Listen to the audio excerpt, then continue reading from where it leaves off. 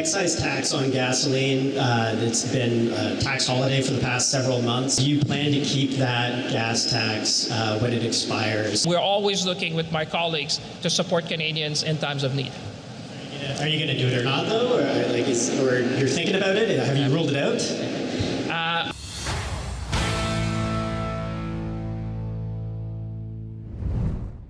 Ladies and gentlemen, the government has announced over $7.5 billion in quote-unquote new and enhanced measures in order to combat the 50% tariffs that the U.S. has levied against the Canadian economy. Some of these measures are loans, some of them are grants, but we just have two questions. How are we going to pay for this? And why has Mark Carney not summoned Parliament? Let's take a look. From Blacklock's reporter, today, folks, no mention of deficit target. Cabinet will do, quote-unquote, whatever it takes for as long as it takes to compensate Canadians for losses in a widening trade war, Finance Minister François-Philippe Champagne said yesterday. His remarks came 5 months after Champagne promised to control deficit spending. Quote, "We have been working on a support package," end quote, Champagne told reporters. Quote, "We had already considered different alternatives. We are prepared. We are not waking up Monday saying, quote unquote, what can we do? We have already prepared a number of programs," end quote. The finance minister did not estimate the cost of any tariff bailouts for the industry. Quote, "There's 3 things we have been directing departments to do," he said. "It has to be simple, it has to be fast, and it needs to be agile, because these measures are going to be mainly supporting small and medium-sized businesses, particularly in Quebec, Ontario, and British Columbia. That's the spirit," end quote. Cabinet had projected this year's deficit at $65.3 billion, a figure earlier dismissed by the Parliamentary Budget Office as improbably low. An update on the 2026 deficit is due by year's end. Champagne last March 10th had promised to quote-unquote put the House in order on borrowing. Parliament has not balanced a budget in 19 years. All right, so we have about $7.5 billion in new measures that were announced by a bunch of ministers today, including François-Philippe Champagne, Patty Hajdu, Evan Solomon, and a few others. So what does this actually entail? Well, here's what has been posted on the Government of Canada website. So number one, $1.5 billion more for regional agencies to help small and medium-sized businesses deal with tariff pressure, including cash flow support. $500 million in new Business Development Bank of Canada cash flow support to help businesses handle immediate short-term pressure.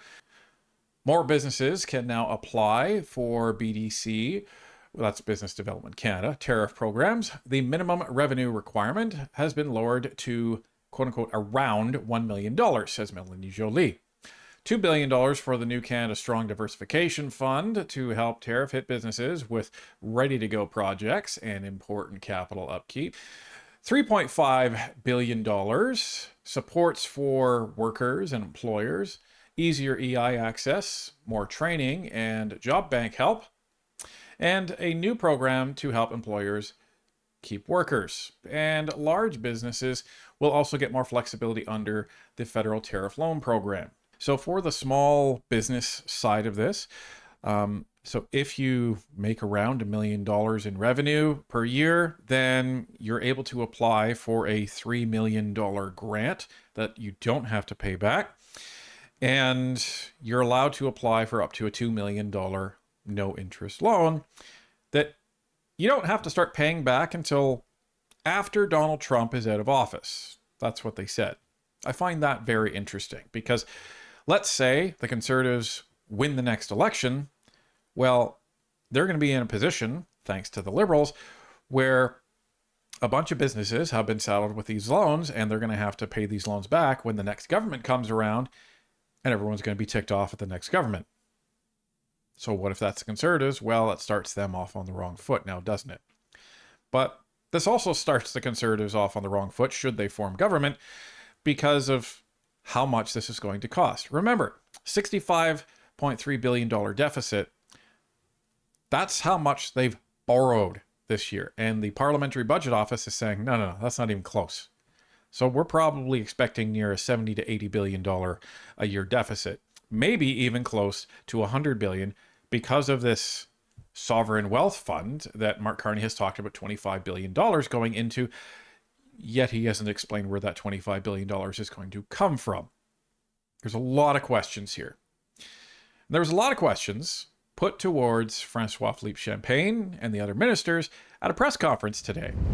The Prime Minister said in his speech on Saturday that in this year's budget, Canada will go even further in making Canada more attractive to businesses and investors. Does this mean that there will be more tax reforms incoming? And is Canada still committed, with today's announcement, is Canada still committed to a fiscal anchor for its deficit in the coming years? Oh yeah, we're committed. Listen, what I said to Canadians in the sense, the good thing is that because of the fiscal discipline that we have shown, the Prime Minister, my colleagues and I, with lower expenses and we have higher revenues, if you've seen, we entered this period in a position of strength. That's why I'm saying we're standing here in a position of strength, saying we have the wherewithal to support Canadians, workers, and businesses with whatever it takes for as long as it takes. So that's the first thing. We have the lowest net debt to GDP of any G7 nation. We have, despite all of what we discussed this morning, we are forecasted to have the second fastest growth in the G7, and we are the only country in the G7 with Germany with a AAA credit rating. If you look at the markets, you will see that they believe in Canada. We all believe in Canada. I know Canadians believe in Canada, and they know that we can meet the moment. You've seen comments also from a number of banks this morning that say Canada has what it takes to withstand that for sure.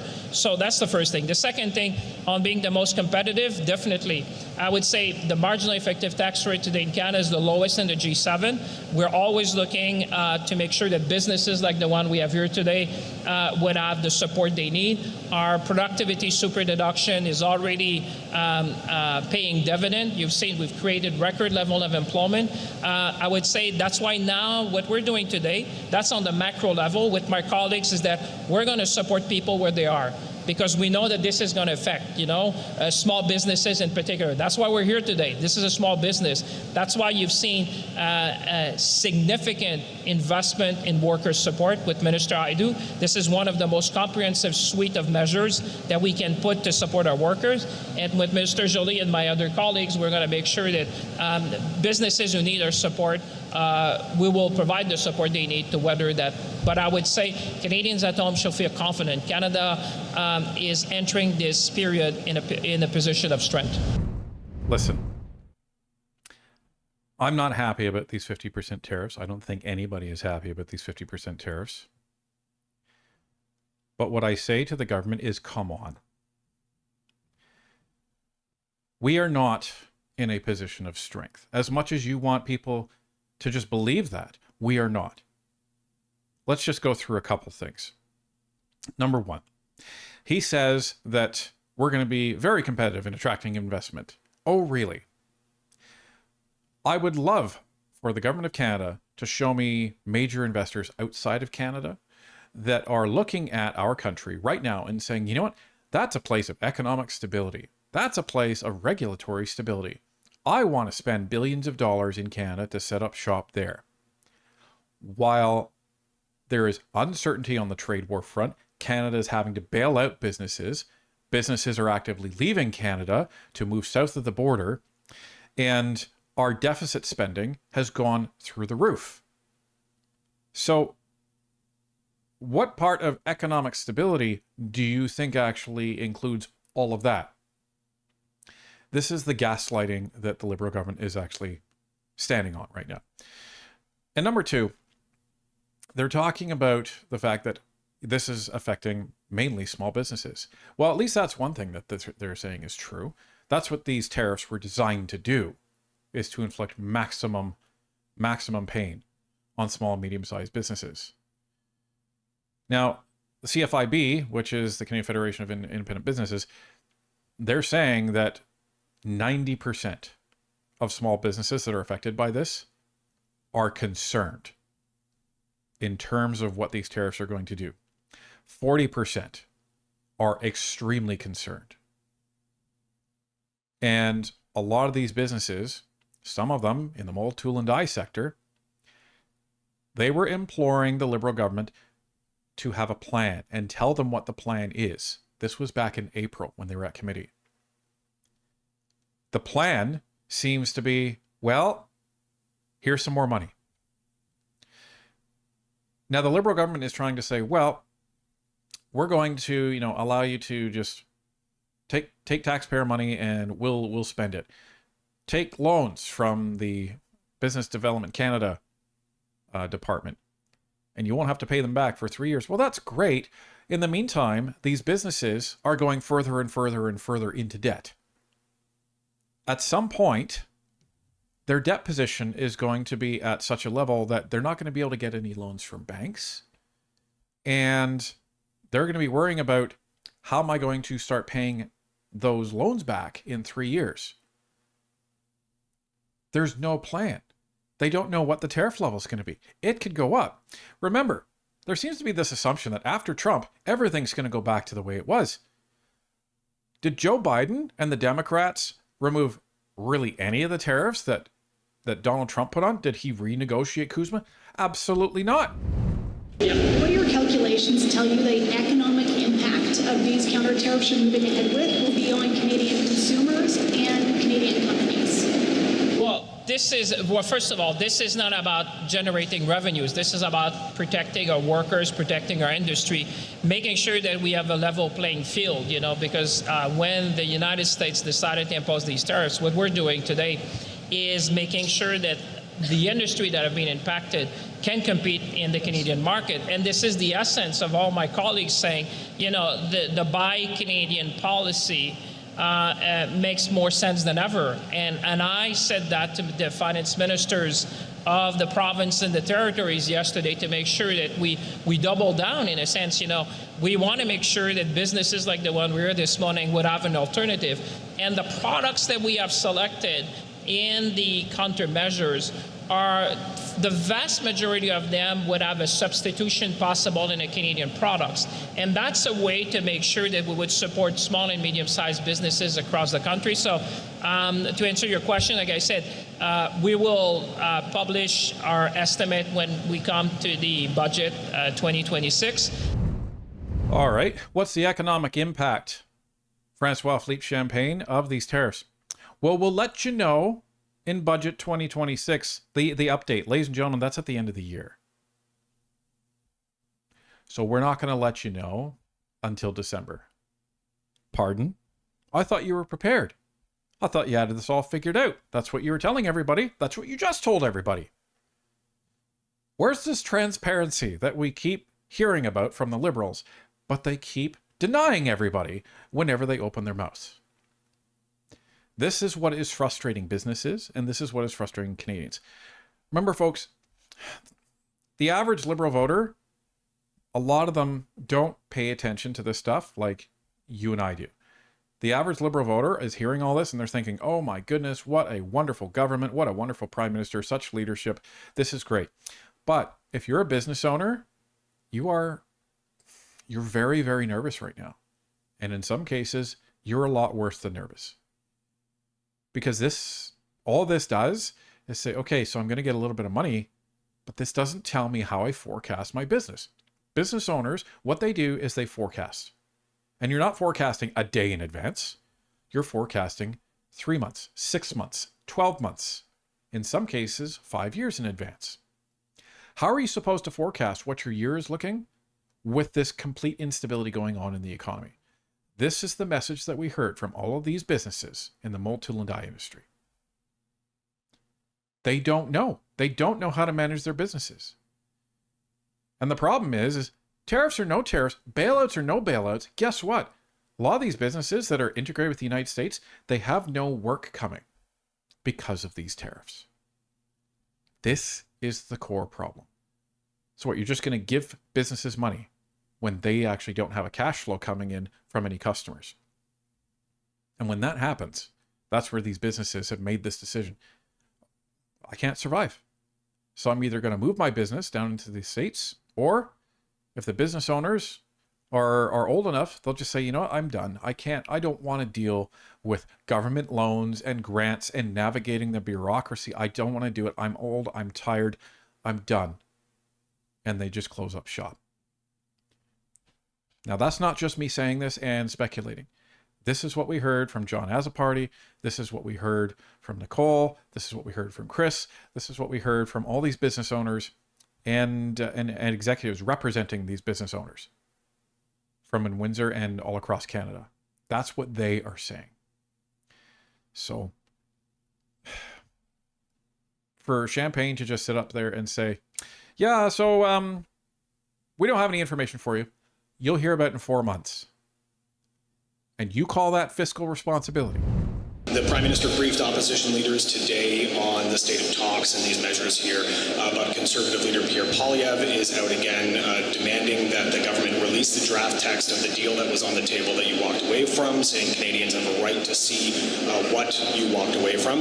Also demanding a recall of Parliament as soon as possible so that this can be debated, and he's calling for more tax relief. He's got a list of different tax measures he wants you to take action on. So can you respond?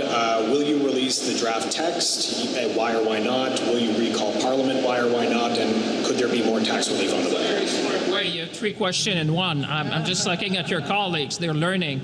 The first thing, listen, this is probably the most publicly advertised negotiation of a trade agreement I could recall. You've seen a number of media briefing.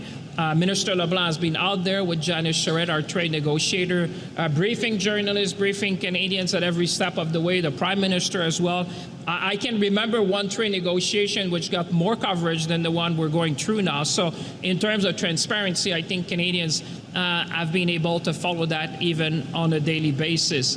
When it comes to recalling Parliament, listen, our job is to do the important work that Canadians elected us to do, is to put the measures in place, make sure we consult. We're consulting broadly with Canadians. I had the finance minister's meeting yesterday. The Prime Minister talked to the Premier, Minister Joly, Minister Salmon, Mr. Aidu. We're crisscrossing the country, engaging. You saw the union leaders in front of us. We are talking to every Canadian, every stakeholders, because this is our moment. This is a moment to stand up, and we're willing to listen to whomever may have ideas in the opposition to say, how can we perfect what we're putting forward? This is a Team Canada moment. And the last thing in terms of tax measure, listen, we already have probably the most competitive set of measures in the G7, but we're always looking at ways to support workers, to support businesses, especially small and medium-sized businesses, as we're looking at this particular period. I was talking to the Confederation of Small Businesses. We've been talking to Chamber of Commerce across the country as we're doing pre-budget consultation, and I can assure you that the voice of businesses, the voice of workers, the voice of small businesses in particular is well heard, and I can assure you that Canada will remain the most competitive country in the G7 for making investments. So, okay, transparency. François-Philippe Champagne is really trying to tell Canadians what to think here when he says, I think Canadians see that we've been transparent on a day-to-day basis. What? Even mainstream media has been saying that you haven't been consulting with the opposition. You haven't been consulting with business leaders. The only people you've talked to are the premiers when it comes to this deal. And even then, the only reason why you talked to the premiers on this deal is because you actually needed them to commit to put American alcohol back on the shelves. That was a condition for this deal. That's the only reason that you spoke to them. We've had more transparency at this point, if we believe him, from Jameson Greer down in the United States, giving specifics as to what we've been talking about. We haven't received that up here. Why don't you just show what the deal was? Seems like the Liberals are afraid to show us what the deal was. Why would that be? We're not active in negotiations anymore. Why would you be afraid about that? Because if it's the same as the Americans, maybe you're worried about what Canadians might think if Canadians actually saw that the Americans were telling the truth. But we can't see if the Americans were telling the truth or if Mark Carney's characterization was actually accurate because you won't show us. And this is raising red flags in the opposition, which is why they're saying, show us the deal. What's the problem? You can make the argument that, well, we're in the middle of negotiating. You shouldn't be, actively putting out there what's actually in the deal, despite the fact that the government has been deliberately leaking these details out to the public, most likely to try and get their feedback as to whether Canadians would be ticked off if they would actually accept the deal. That's the assumption that's out there. But in terms of, we're consulting with everybody. You're consulting after the fact. What good is talking to people when you've already made all the decisions? This is like Alto 2.0. Well, we've talked to everybody. Now we're going to consult. Or we've made the decision. Now we're going to consult. Well, what good does consulting do when you've already made the decisions on this stuff? You've already decided how you're going to spend all this money. And he doesn't even address whether they're going to go back into Parliament. So that's basically a no. And that's what the Conservatives are saying. Let's get back to Parliament. This is such a concern. We need to get back to Parliament. But they're not going back. And this is the thing that's confusing us, because they've been saying that there's new money here that's not in the budget. How are you going to spend that money if it's not in the budget? You need a parliamentary bill to actually push that through. You need a supply bill.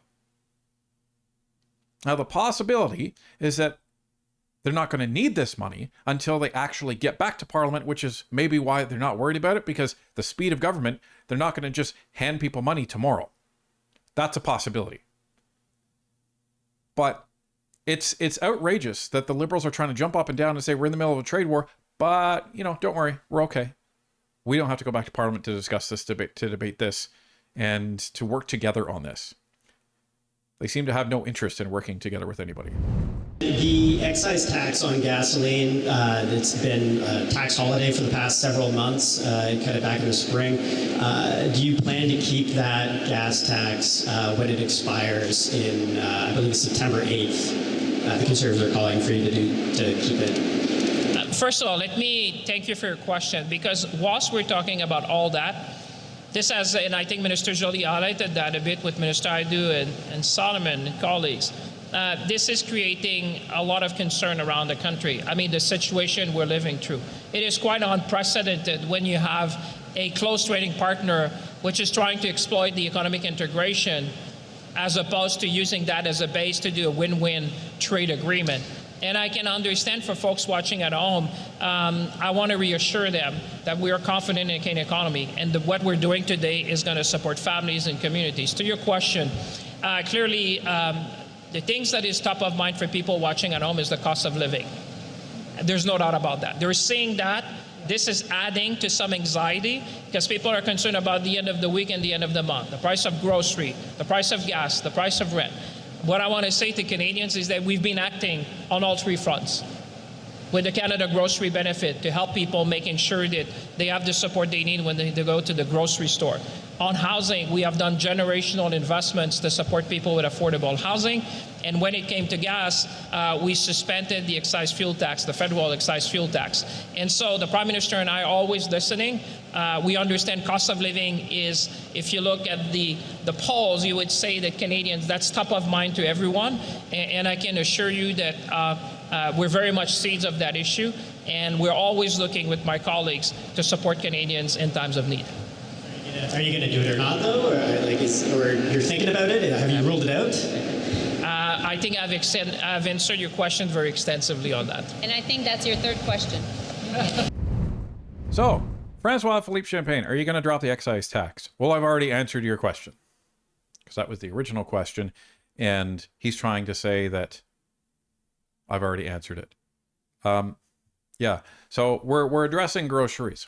We've been giving out the same benefit that we've been giving out for the last few years. First it was the GST rebate, then we're going to rename it as the grocery rebate, and most Canadians are saying, that's it? Really? That's your help? to give us back some of our own money. That doesn't help. And he's right. Affordability is top of mind for Canadians. What's also interesting is the party that is thought to be best able to handle affordability is not the Liberals. It's actually the Conservatives. Gee, I wonder why. Because the Liberals never make things more affordable. They always make things more expensive. And the fact that at the end, he puts on that smug smile about being asked about whether or not they're going to extend the fuel excise tax, and that Jolie jumps in, making a joke out of it as well. Frankly, at this stage of the game, it's disgusting because Canadians are being pushed to the limit. Remember, Mark Carney told everybody, we're going to need you to sacrifice. Well, we've been sacrificing for the last 11 years. We've been sacrificing our pay. We've been sacrificing the freedoms that you keep taking away. We've been sacrificing our businesses that keep leaving. And we've been sacrificing our families that many Canadians can't have because they can't afford it. And how many times have we heard over the last 10 years that the Liberals have made, quote unquote, generational investments when it comes to home building? And things have just gotten worse. Things have gotten to the point where any Canadians that were saving for a home have now run out of savings. Canadians that were waiting for housing prices to come down, it's been too long. So that savings that they've actually been hoarding away to be able to spend on a new home, they can't even use anymore because it's gone. Home prices may be coming down, but Canadians are out of money.